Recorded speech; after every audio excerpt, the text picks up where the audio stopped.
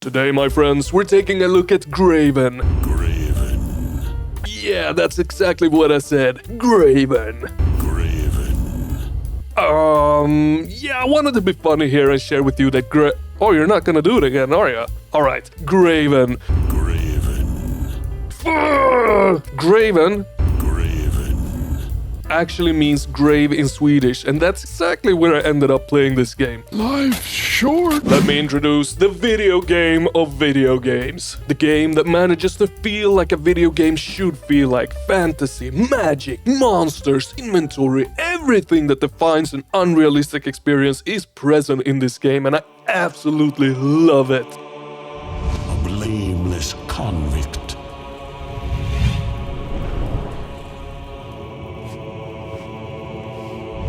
An innocent victim.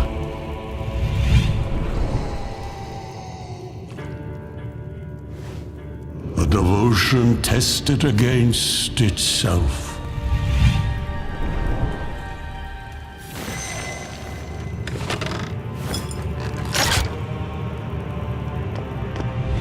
The rationality of cowardice must yield to the faith of courage.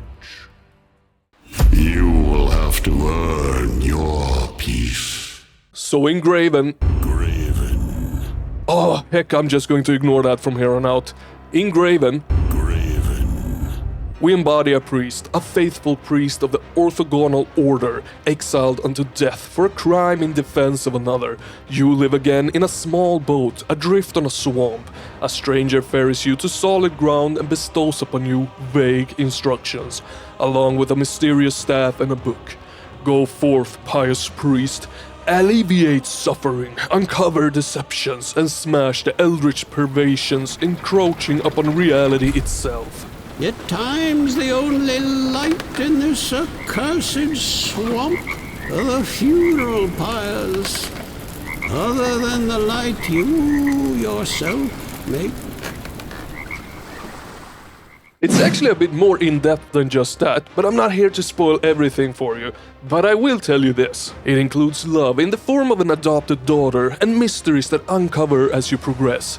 Very well written in the form of journal notes and cutscenes that boasts one of the most video gamey voice that I've ever heard. That voice just sets the mood and tone of the game instantly. I mean, honestly, my arm hair is making a salute as I'm just talking about it. But it also further emphasizes that Diablo feel that you might have read in the title. It reminds me a lot of the excellent gamey voiceovers in Diablo. A pious man among pious men, our priest of the orthogonal order humbly walks the parallel path, following the Creator through service. Father to an adopted daughter, as fate would have it, he cherished her, and they shared a love of both learning and charity. So to progress and uncover the mysteries, you will actually have to play the game. But do know that this game does not in any way, shape or form hold your hand. There is no such thing as objectives on your map. Heck, there isn't even a map anymore. Some of you might have played the game in early access and you're used to a map. Well, that map is gone. It is no more. And honestly, it wasn't all that good. It didn't really show anything that you couldn't see in front of you anyway, so could just as well have taken it away. That said though, you are forced to read your journal to actually have the slightest clue as to where to go and what to do. Without your journal, or without reading your journal, it would be like looking for a needle in a haystack. But the game constantly gave me the satisfying feeling of, wow, did I just manage to solve all of this on my own? Damn, Slim, you ain't all that bad after all. Now, you all know by now that I don't prefer reading in video games, unless it is mixed with guiding you and telling you a story. And this game mixes that perfectly.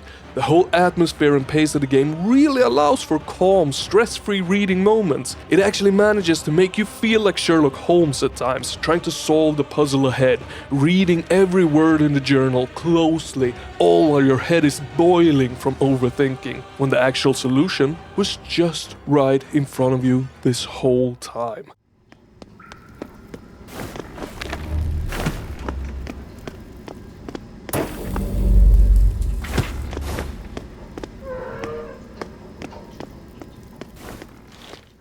So once the ferry reached land and dropped us off in this plague-filled land that I actually managed to figure out what to do and somewhat where to go. And I say somewhat because it's never, not once, clear as day exactly where I'm supposed to go. It might say go to the cellar of the mansion. You reach that cellar and it's like the cellar of cellars that you have ever seen, with 10 different paths to choose from, 18 different ways to tackle things and so on. Meaning you reach the actual cellar, but where the hell are you supposed to go in the cellar? Well, the only answer to that is put on your Indiana Jones boots because it is time to explore.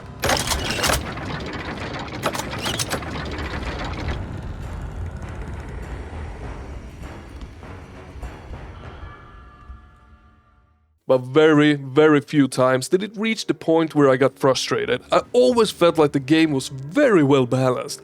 However, if you're new to video games, this will most likely be one of the hardest things that you have ever done. But if you're somewhat familiar with video games, well, then just think video game logic and everything will eventually be alright. The thing is this, the level design is out of this freaking world. It's incredibly well crafted. It constantly gives you a sense of exploration, freedom, size, and insane verticality, but you never really feel lost. As you're constantly progressing, I mean, you could have taken a complete wrong turn. That is a possibility, but if you read the journal, it does give you enough of a hint to not make that wrong turn. And more often than not, does the level actually hint you where to go if you just look close enough. And I mean, to top all of that, the amount of variety in the levels are just wow. Every act feels like its own game, with each act filled to the bone with different areas, variety in enemies, puzzles, story bits, new weapons, and a ton more. It's a very impressive feat to say the least.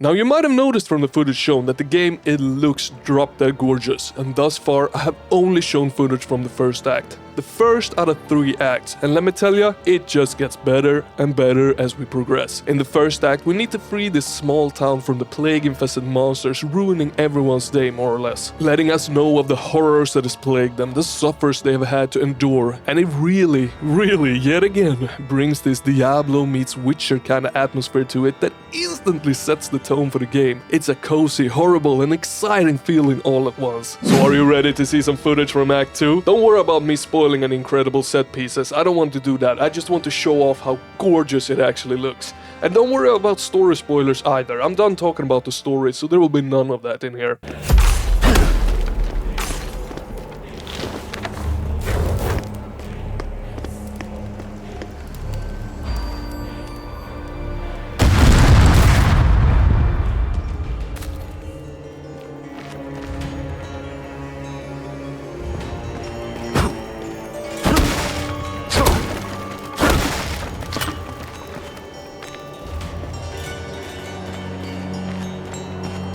Look me in the eyes and tell me that that does not give off some Diablo in first-person vibes. I mean, take in the atmosphere, listen to the audio, listen to the music, and tell me that does not give off some Diablo vibes.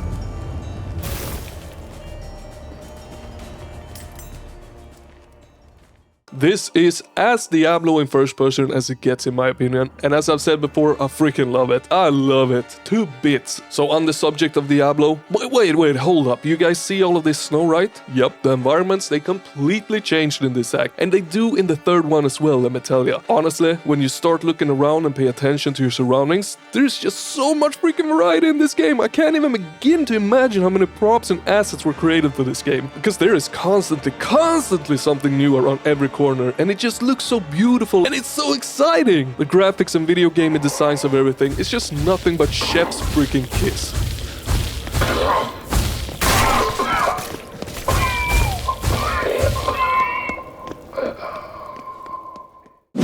Something that is completely, insanely overused in this game. So much so that it actually becomes silly. There are so many crates in this game, so many crates and barrels, and you want to destroy them for loot, as your means for health and ammo are through pickups in the world, many of which are hidden inside the crates and barrels. And to make matters even worse, you have a stamina bar that drains by running, jumping, and melee attacking. And guess how you destroy crates and barrels?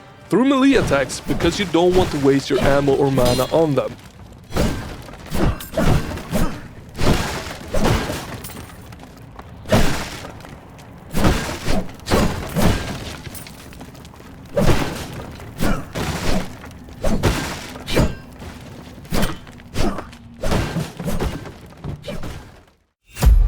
Okay, back to the Diablo subject. To further emphasize the medieval dark fantasy Diablo feel, your weapons are like taken straight out of Diablo. You have your magic in the form of fire, ice, wind, and made-up ones. Melee weapons that could just as well have been used by barbarian class in Diablo. Ranged weapon used by a hunter, and so on. You get what I'm trying to say here. Let me hype it up just a little bit more. Here is how much of everything is in the game right now. And a little hint, it's a lot. 3 extensive acts with unique boss fights, and though they are epic as hell.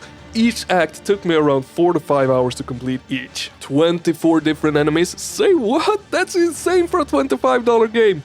And they are very different from each other. Some are copy-paste with new mechanics to them, but overall they look and feel very different from one another. 15 offensive weapons and spells. 12 weapons and 3 spells. Hold up, no, actually I have 4 spells. So 3 spells, that is not correct. I got 4, meaning it's a 16 in total. But they are all upgradable. Yep, all your weapons and spells are upgradable, and that's pretty much how far the merchant mechanic goes. You can't sell anything. There is very little to no inventory management since you can only pick up things that you actually use, making it even more important to hit all of those gazillion barrels to pick up every coin hiding inside of them, so that you can upgrade your weapons and spells to the max for max barrel carnage.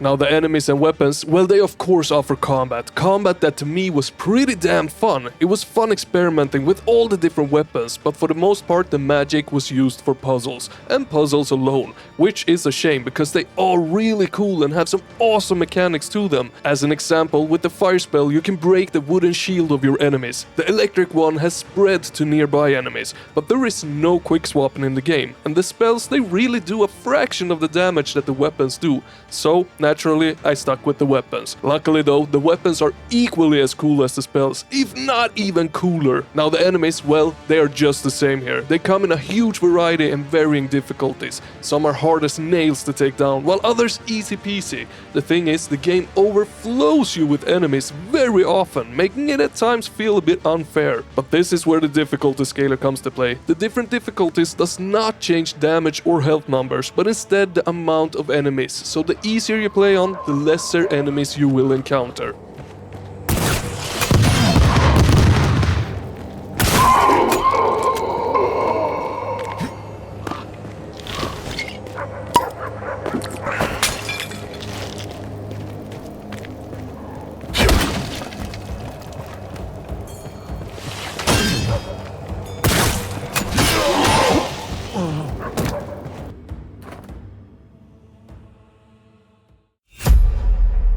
So overall the game is really great. It has a super rewarding feeling for completing things, with puzzles that are both innovative, hard, but also satisfying to solve.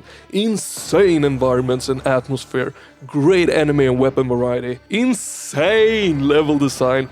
But I did run into a couple of bugs in my review copy of the game, but I won't go into them as they have all been reported and worked on. However, the game is not without its flaws in my opinion. Let's begin! For starters, there is no quick swap, so there really is no cool way to utilize all the awesome weapons and magics for combos. You're stuck with the one you pick for a fight usually, and that in return made me very rarely use the magic in any combat scenario, but merely for puzzles. And then we have the no holding hand situation. As I said, it never really drove me frustrated, but instead it made me really exhausted. If I were to decide, I would have liked more hints as to where to look at a minimum, and some form of sign as to what quest is a side quest and what is a main quest, just to get rid of that exhausting feeling that the game brings. I would also have liked to see more bosses, to change the pace of combat up more. Far too few mini-bosses are present in the game, which feels like a lost opportunity, as it would have fit the game like a hand fits a glove in the right size that is. And for the love of everything, put in fast travel points. Sure, the semi-open world in the acts, they are not overly big, but they are semi-open world, unlocking as you progress, and some areas can take hours to complete. And if you decide in the middle of an area that you need to save and quit, well, the next time you boot the game up, you start from the town. Sure, the enemies, they don't respawn, which is good, but heck, finding your way back can be way easier said than done, trust me. And the goddamn barrels, they drove me insane. So many barrels everywhere. I started looking for a damn barrel factory close by, because honestly, what does these people use all these barrels for? I would really like to know that.